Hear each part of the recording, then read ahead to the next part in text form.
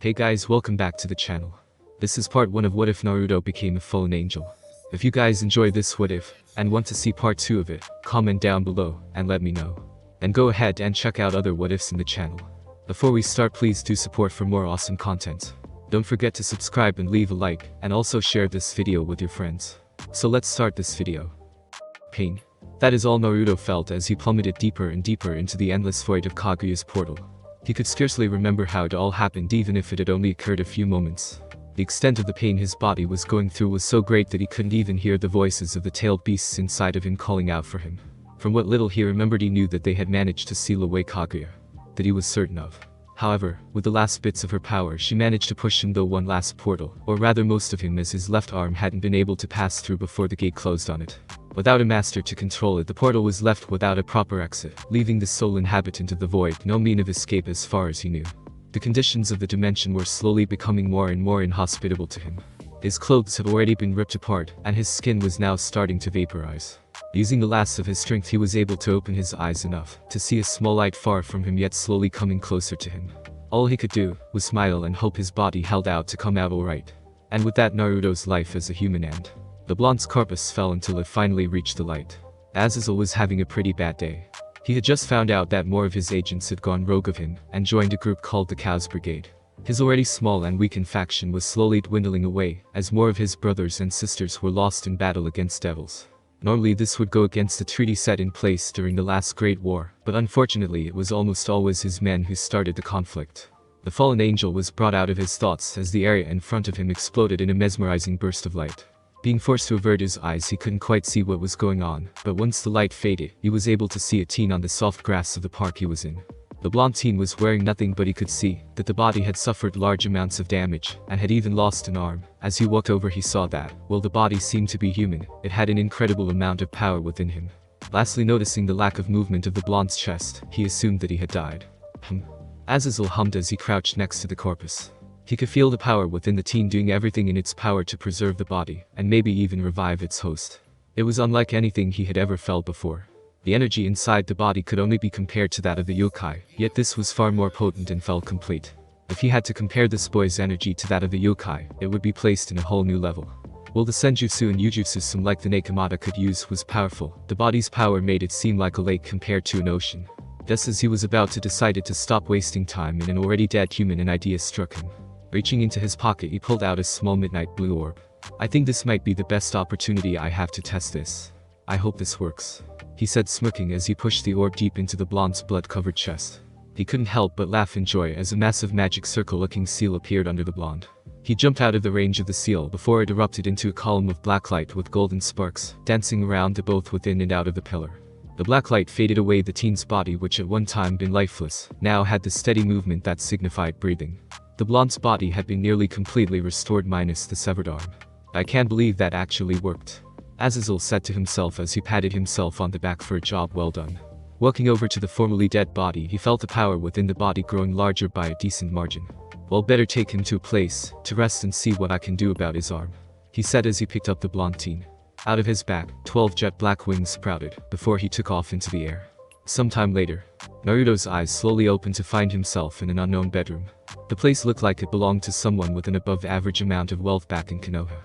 He couldn't help but let out a yawn, which he covered with his left hand. Wait, left hand, he thought before the memories of the end of his battle with Kaguya rushed back to him. I lost my arm, how do I still have it? He muttered as he looked over the limb. It looked exactly like I did before the portal closed and severed it. Like it? A masculine voice asked. Looking up, he saw a tall man he had never met before. The man had black hair with blonde bangs and violet eyes. At the moment he wore a black v-neck and grey pants. You better be thankful. I had to use a lot more resources to get you up to this point, the man said as he walked over to Naruto's bedside and sat down on one of the chairs. Naruto narrowed his eyes on the man. What do you mean? Where are we? Who are you, and what did you do to me? Naruto asked the strange man, who chuckled at the rapid-fire questions the blonde teen was asking him.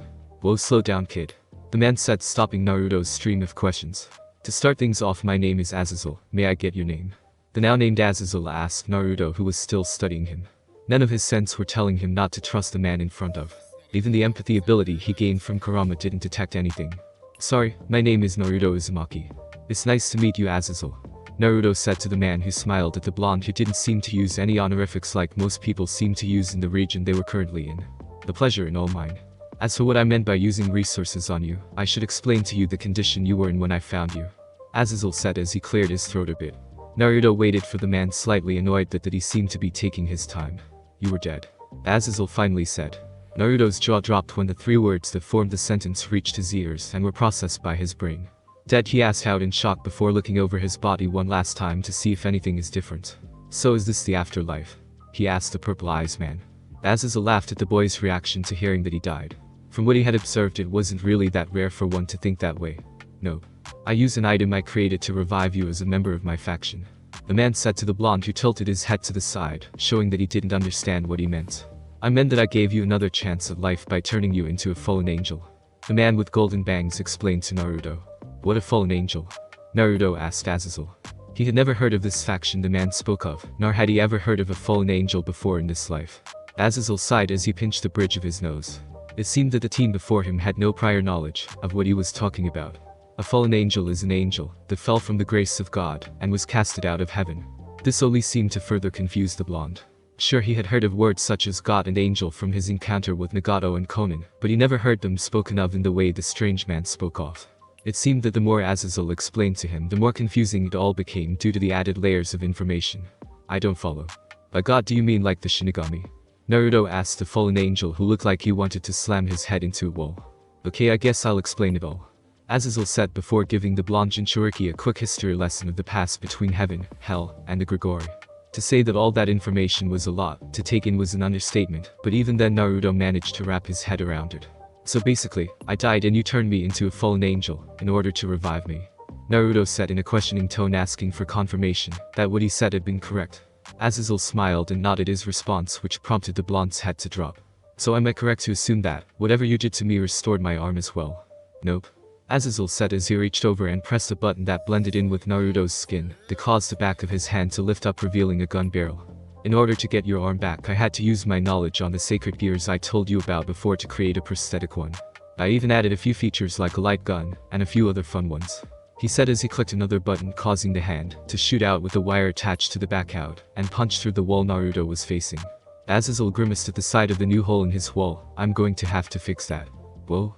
Naruto said as his new robotic hand returned to him. It looked completely natural, and he could even control it like a real one. However, when he touched it with his right hand, he felt the metal his arm was made of. This is awesome. He yelled out as he tried to figure out if the arm had any other secrets. I know, right? Now back to your questions. I guess I already answered almost all of them minus where we are. Azazel said, rubbing his goatee. Well, we are currently in one of my houses in Kuo. Well, now that you know what's going on, I wish to extend to you the offer to join me. As a fallen angel, you wouldn't really be popular with devils and angels. Of course, I would personally train you, especially with the amount of power you're giving off. Azazel said to the blonde who thought about the offer. From what he had here, he wouldn't even be able to live in human society, since he had no way of identifying himself, nor making any sort of money. On top of that, he couldn't contact any of the Biju within him at all, and his chakra had changed due to the transformation he had recently gone through. Well, it's not like I have many options. Naruto thought to himself with a heavy sigh. I accept your offer, Azazel. Naruto said as he held out his hand.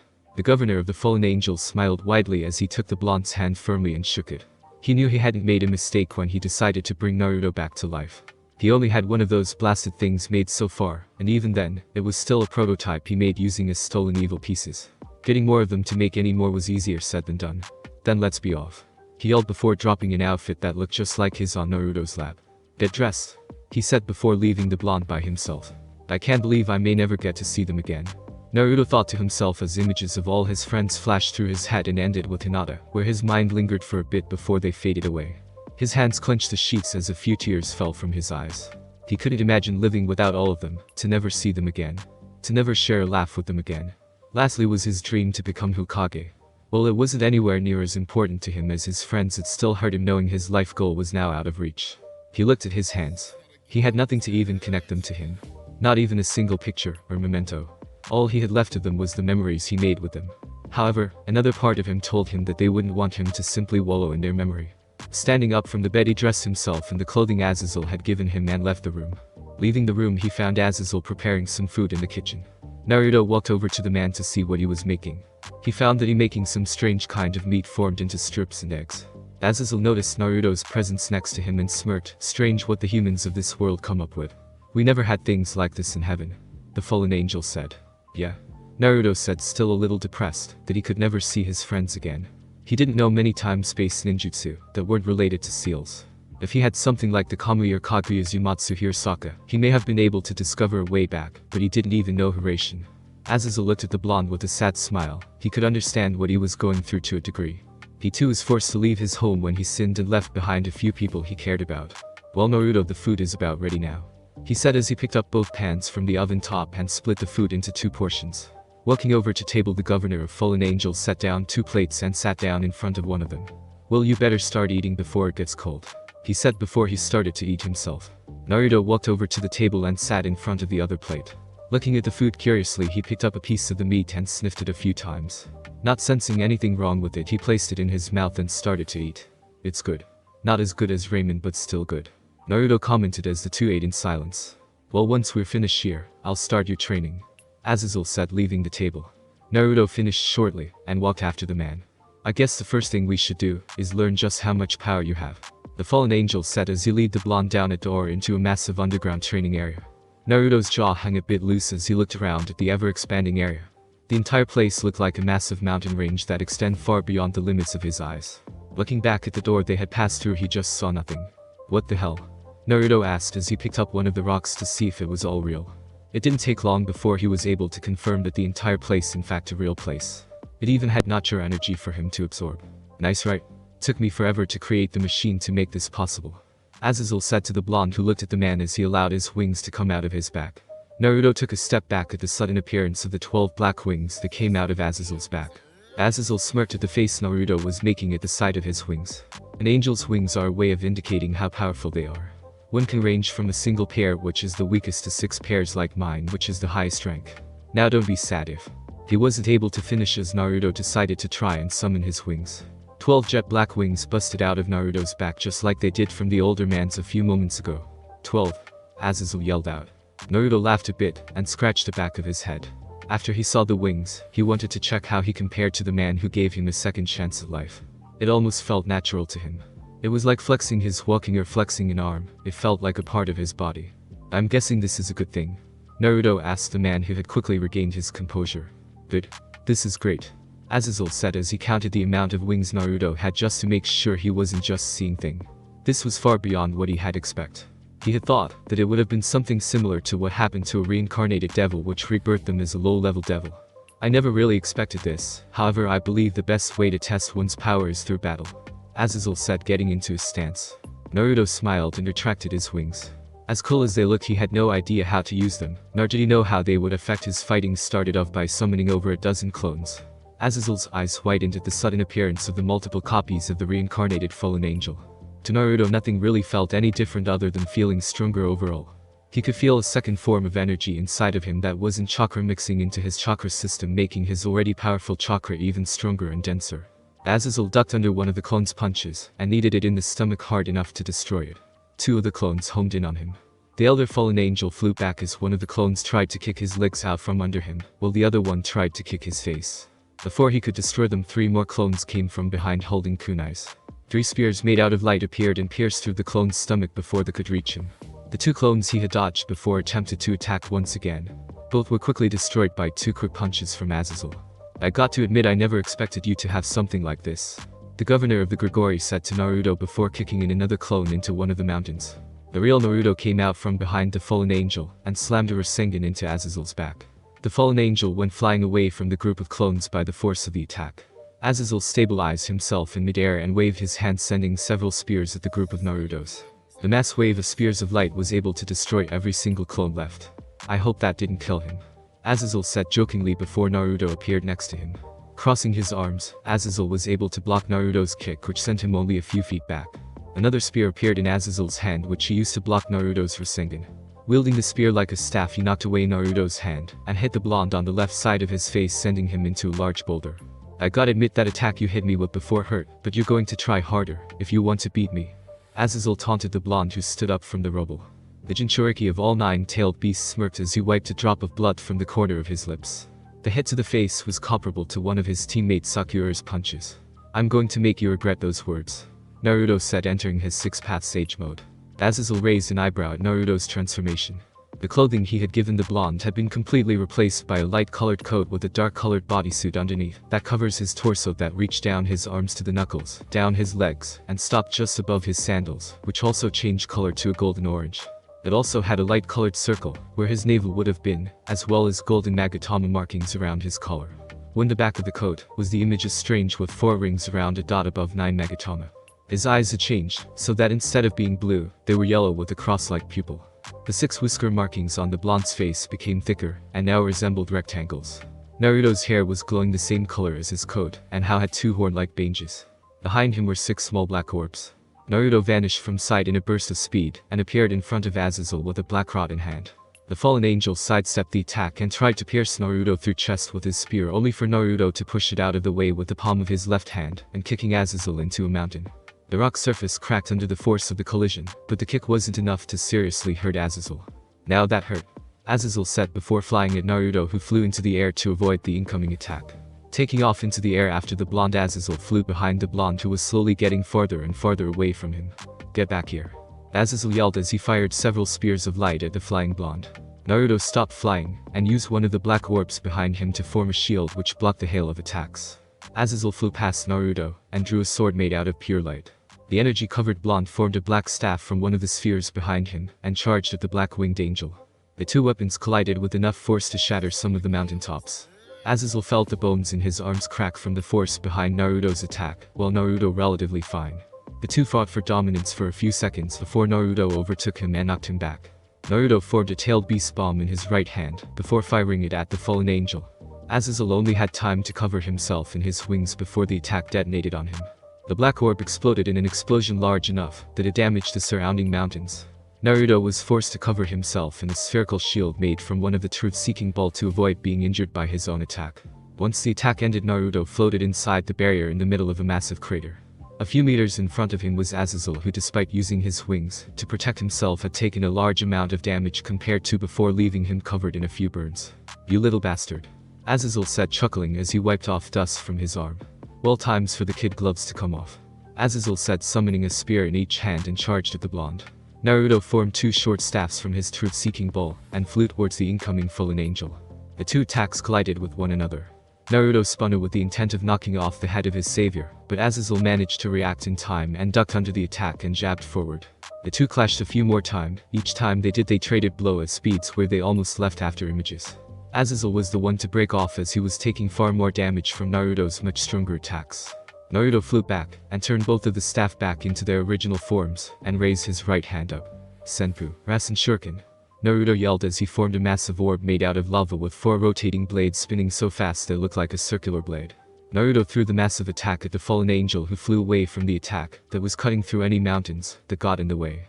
Azazel laughed as he formed a large spear of light, and used it to intercept the Rasen Shuriken.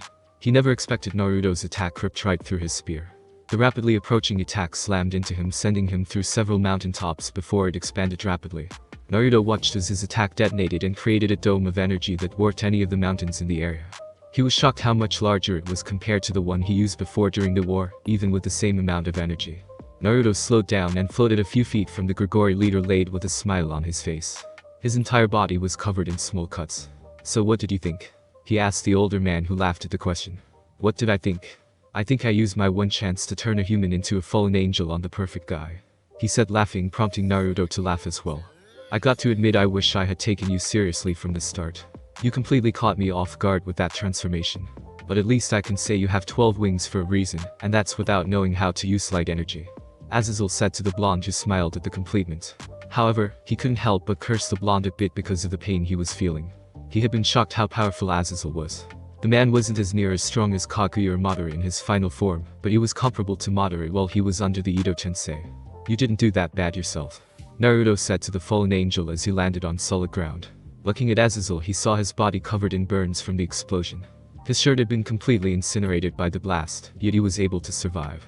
"Thanks," he said to the blonde. His entire body stung from the attack he had taken. It felt like millions of needles made out of wind had tried to cut into him. Naruto smiled and placed his hand on his shoulder. Within a few seconds all his burns had been healed completely. If he hadn't just confirmed that from that one attack he was at the level of a Satan, he would have been shocked by the blonde's ability to heal. Next time we fight I'll make sure to take you completely seriously. I don't want to feel that again. Azazel said, doing a few stretches.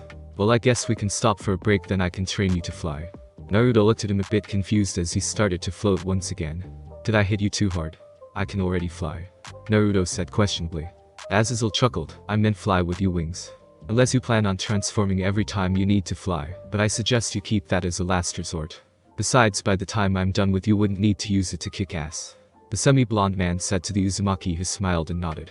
Hell, he'll probably be able to curb stomp me, Azazel thought to himself, as he planned to enjoy the time he had to make the blonde pay. Now back in his base form, Naruto released his black wings like he had done before. It took him a few hours of practice before he was successfully able to get off the ground and remain stable.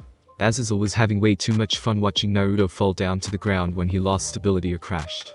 To rub salt on the wound, he also decided that attempting to skewer the Jinchuriki with one of his spear would help further the training. This is going to be fun. A middle-aged looking man looked on as two figures flew round at outrageous speeds, clashing with each other. The man was rather gruff looking, with black hair and a matching beard and a muscular body. Huge bursts of wind blew against him as the blurs collided. The two aren't pulling any punches, he said to himself while watching the fast-paced battle. I can't believe that kid is keeping up with Azazel. The two combatants stopped their movement to catch their breaths. The first one was none other than Azazel, who was covered in bruises, and his left arm seemed limp. The other one was someone who had taken everyone in the Grigori by surprise. His name was Naruto Uzumaki, and one of the few angels, let alone fallen angel, in the world who had 12 wings. He didn't know where he came from, nor did he know how someone with that level of power had kept himself hidden from everyone for so long. The only person who really knew who he was his leader and friend Azazel, who was also the one who brought him into their faction. Only enough, while Naruto seemed to have the power of a seraph, he had no idea how to use any of his powers. Azazel only told him that he even had to be taught how to fly at first. However, that was 3 months ago, and since then the blonde had learned how to fly like the best of them, and was slightly faster than Azazel himself. Even if he could barely make more than one spear of light at the moment, yet he had several jutsu, as he called them, which blew anything he could pull off out of the water. The only people he could compare the boy in terms of power to would be the Seraphs and the Satans of the Devils. The move he had seen the most of had been an orb of energy he called Rasengan. Whenever he had been able to see Naruto fight a stray devil which attacked them, the move was easily able to decimate the body of anything less than a high-level devil. Overall, he knew next to nothing about the boy other than he was always at Azazel's side after he was introduced into the faction, and was a decent man.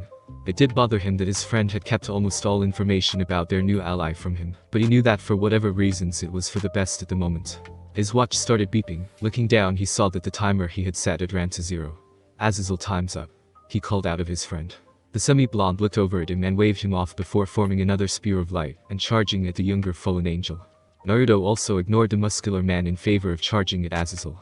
Instead of a spear, he formed his own spear in his right hand. The man watched as the two collided with one another one last time. The two attacks fought for supremacy for a few seconds before Azazel's spear broke through Naruto's and stopped at the blonde's throat. I win, Azazel said, smirking as he let his spear disappear and flew a few feet back. You still need to get better control over your light magic, the leader of the Grigori said to the former shinobi, who frowned. He had been trying to gain control over the new energy, but it was just like trying to control his chakra when he was a genin. If I could use chakra I would have won, Naruto mumbled to himself, but was heard by Azazel, who laughed a bit. They had agreed that he wouldn't use his chakra in their training, since he already had control over it, and the training was to get him to use his new powers.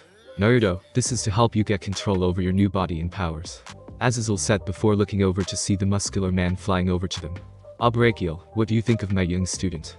He's coming along quite nicely if I must say so myself, he said, laughing at as he smiled back at Naruto, who flew over to him. Hey, how are you, Mr. Masochist?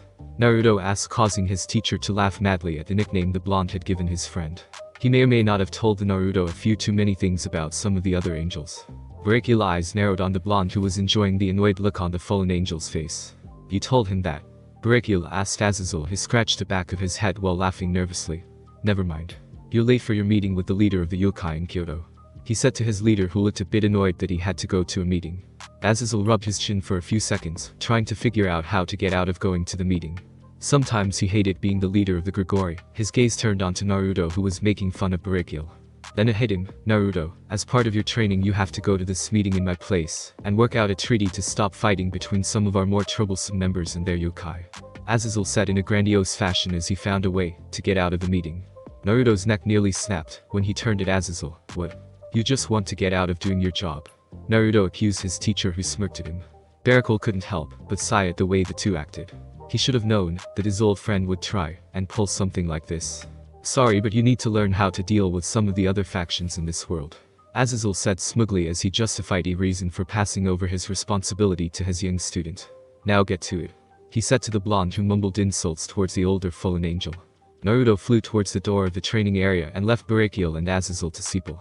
Do you think that was a good idea? Barakiel questioned his friend. He didn't know or trust the new member of their group as much as Azazel. There were just too many questions floating around him that only Azazel seemed to know the answers to, yet he kept them from him. This is a very sensitive mission, and a misstep could lead to further conflict between some of our men and the yokai. Azazel just waved him off and flew towards the door Naruto had left through. He'll be fine. Trust me when I say that kid could turn even Chihiksa into his friend. Well, maybe that to that extent, but I'm sure he can make a deal with Isaka, he said as he left the training area with Barakiel behind him. I don't trust him, Barakiel said to his friend, who looked back with a slight frown.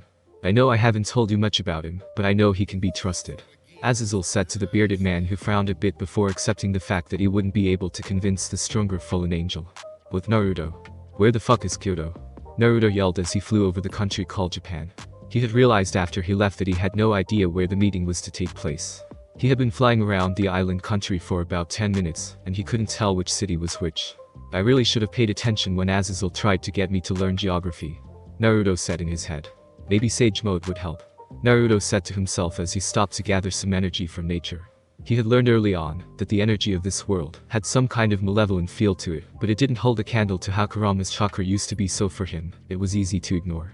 It only took seconds for him to enter his base Sage Mode. Scanning over the area, he tried to find where the strongest yokai was. He had learned early on how to tell apart each faction. It only took him a few moments before he located the strongest yokai near him, and hoped that was indeed Yusaka. The blonde descended from the sky and into an alleyway where he pulled his wings back into his body. He quickly made his way to where the sources of the power was, and he couldn't help but sigh in relief when he found that it was indeed Yusaka sitting in a booth in a tea house. Yusaka was a beautiful young woman with golden blonde hair and a matching set of eyes. She wore a shrine maiden outfit that covered her voluptuous figure from the world. Beside her was a young girl who had the appearance of an elementary school student. She had golden blonde hair that is tied in a ponytail and matching eyes. She also had 9 golden foxtails and matching ears. Isaka-sen, I assume? Naruto asked using the honorifics, since he wasn't dealing with someone like Azazel who didn't care for them much. The blonde woman nodded and smiled at the blonde, before looking a bit confused. Noticing her confusion, Naruto connected it with the fact that he wasn't the person she was expecting. Azazel was held up with some business, so he sent me in his place. I hope that isn't a problem. My name is Naruto Uzumaki, by the way, Naruto said as he sat down on the other side of the table. That isn't a problem at all, Yusaka said to the blonde male. True, she was a bit annoyed that the Grigori leader sent a subordinate in his place, but she would take what she could get. While we wait for the tea to come, let's start our discussion, she said, looking more serious than before. Some members of your group have been causing problems in Kyoto. I have lost a few members of my faction to these attacks. I would appreciate it if you and Azazel could find a way to get them to stop, she stated politely yet at the same time sternly. Azazel never gave them an order to attack any member of other factions, including yours. Those that are either taking their liberties too far or are traitors. If you know the location where they are hiding, I would gladly take care of your problem, Naruto said calmly. This was all very unusual for him. He had rarely been put in a spot where one misstep on his part of the negotiations could lead to a war between two factions. It's reassuring to know that these attacks weren't ordered. Some of my men have discovered that they are hiding out in one of the older churches that was abandoned last year due to their presence. If you don't mind me asking, how will you deal with them? The blonde woman asked the blonde who was looking at the 9 tails coming out of the younger girl's back. Simple. I will ask them to leave the city at once. If they refuse, then I will have no other choice but to brand them as traitors and either capture them to be imprisoned or kill them. Yusaka frowned at the mention of killing, but accepted it as long as the members of her group were safe. Now, if you don't mind me asking, is it true that you and your daughter are both 9-tailed foxes? He asked the woman. Yes, it is. Why do you ask? Yusaka asked Naruto, who was about to respond before he felt the young girl climbing up next to him and smelling him. Kunu, what are you doing? It's not polite to smell other people without asking. She tried to scold her daughter. He smells like one of us, Kachan. He smells like a kitsune and other yokai. Kunu said to her mother as she continued sniffing the blonde, who was a bit taken back by the fact that she could tell that he had at one point been connected to a nine-tailed fox. Isaka was also a bit shocked since she had never expected to find a fallen angel with the scent of one of her own. Naruto laughed nervously and scratched the back of his head. That's actually something that I would rather keep to myself about, he said before looking at Bitsummer. He hadn't heard a thing from the Biju that were supposed to be inside of him. None of them, not even Kurama, had been in contact with him, yet he could still use all their powers and his six-path sage mode. Let's just say that I was very close friends with one, he said. Isaka's mind was still on the subject of the man before her being somehow related to another Kyuubi. She was sure that there weren't many, if none other than those in her family. But the way the younger blonde reacted, she could tell that it was a sore subject, so she decided to leave it be for now. Well, that is peculiar, but is past and not our place to poke at Kunu, the mother said to her child, who despite this stayed at Naruto's side. Thank you, Isaka-san, Naruto said to the elder Kitsune, who smiled at him. Now if that's all that we have to discuss, I think I should go ahead and deal with the traitors giving your group a hard time, Naruto said as politely as he possibly could. Isaka laughed a bit at how hard the blonde had been trying to act politely. Why don't you stay for some tea, Naruto-san? I already ordered, and I wouldn't want it to go to waste, the mother said to Naruto, who thought for a minute before deciding to stay at least for a bit. After all, it wouldn't hurt to get to know the leader of a faction, would it? Oh, and please stop forcing yourself to act so stiff. Naruto sighed a bit in relief as he relaxed a bit. Thanks. I just didn't want to offend you. I'm not really one for formalities, Naruto said with a small chuckle. So are you worried that someone will ask about Kunu-chan's tales? Naruto asked Isaka, ignoring the pout on the younger Kitsune's face. Thank you for your concern for my daughter, but this tea house is owned by another yokai, so it isn't a problem, she answered Naruto's question. If you don't mind me asking, how powerful are you? I heard that angels and fallen angels are classified by how many sets of wings they have, Isaka asked Naruto, who thought about how he should respond. On one hand, she had asked how many wings he had, which he knew he couldn't keep hidden for long. However, he wasn't going to freely tell everyone about his six-path sage mode. Well, I can't really tell you everything, but at the moment I have 12 wings, Naruto said, much to both Isaka and Kunu's surprise. There were only a handful of angels that had 12 wings, and even among them only one was a fallen angel, well, until now it seemed. But that would put you on the same level as a Satan, she said in awe at the blonde. Even though many angels and devils were really older than they looked, she could tell that the blonde in front of her was the age she looked like. Naruto couldn't help but feel proud of himself, knowing that people seemed to have some sort of respect for his power. I am honored that such a powerful being took the time to help us, she said with a slight bow. It's no problem. After all, I finally get to meet a few people like my old friend, he said, remembering Kurama. He was a kitsune like you, only less polite and not as cute, Naruto said before covering his mouth. Shit, Naruto said to himself. Little known fact was that Azazel's perverseness had rubbed off on Naruto a bit. He wouldn't call himself a pervert, but he would admit to appreciating the female form. Isaka blushed a bit at being called cute, but couldn't stop but giggle a bit when her door lightly punched the male blonde. Don't flirt with Ka-chan, Kunu said to the blonde, who laughed a bit before an elderly man holding a tray with a few filled teacups walked over and placed the tray on the table. Ah, Isaka-sama, it's always a pleasure here, the old man said, before turning to former shinobi observed as the man took a few curious sniffs at the air around him. Kitsune? He asked himself curiously. No fallen angel, the man said before he started listing all the creatures Naruto's scent reminded him of. Nekomata? He asked before looking at Naruto in the eye. What are you? He asked. Naruto tried to maintain a nervous smile. I'm a fallen angel. Then why do you reek of yokai? The old man yelled at the blonde before turning to Isaka to see her blushing lightly, then at Kunu, who was sitting next to the blonde man. Ah, you're Kunu's father, he accused before hitting Naruto over the head with a wooden spoon. How dare you leave Isaka by herself to raise a child? He yelled at the blonde, who couldn't help but be a bit confused by the accusations. Before he could say anything else to Naruto, Isaka spoke up. Please calm down, Jai-san. Naruto-san isn't Kunu's father. This is actually the first time we've met. The yokai leader tried to calm down the angered old man, who looked over at her before putting away the wooden spoon and walking away, but not before throwing one last glare at Naruto. I'm sorry, but he's very protective of other yokai, she said with a small laugh. If you don't mind me asking, what happened to Kunu's father? I assume he was a kitsune as well, Naruto asked. He immediately regretted it when he saw the saddened look on Isaka's face. He may have been a little dense, but even he knew some things were too personal. You don't have to answer then if you don't want to, Naruto said, taking back his question. I prefer not to talk about it. Let's just say he's out of my life, she said venomously at the mention of the man who sired her daughter. Even Kunu looked a bit down from the thought of her father. The 12-winged angel couldn't help but feel bad. He may have expected them to be a little negative about the man, considering how the other man talked about him, but even then, he never expected her to change so drastically. Not knowing what to say, Naruto picked up one of the teacups and started drinking in unison with the blonde woman. I just had to open my big mouth. Naruto scolded himself in his head. What would Azazel do at this point? Have sex with her? An imaginary chibi Azazel said in his head. Never mind. Naruto deadpanned. Worst thing was that he was sure that was exactly what the older fallen angel would tell him to do. Damn pervert. He cursed. Looking up, he saw that Yusaka had finished her tea while he was in his own little world. After you deal with the fallen angels, I invite you to stay the night in the temple I run. It's the least I could do for your service, she said, smiling at him. It was then that Naruto decided for the first time to use his empathic powers to see how she was feeling. It only made him feel worse, as he felt that under the smile she had on was a deep sadness. What have I done? Naruto said to himself in thought before smiling at the blonde yokai. Thank you for your offer. I think I'll take you up on that, Naruto said before standing up. I have to go take care of those traitors before they cause any more problems. I'll find you after I'm done, he said to Yusaka, who nodded and watched him walk to the door before he stopped and waved before exiting. After Naruto left, Yusaka's smile fell a bit as the old man walked over to her and gave her a comforting pat on the shoulder. Thanks for listening. I do hope you enjoyed. If you want a next part of this video, like, subscribe, and comment down below, and turn on that bell notification, and also check out the other videos that I have created, and enjoy. See you in the next video. Peace.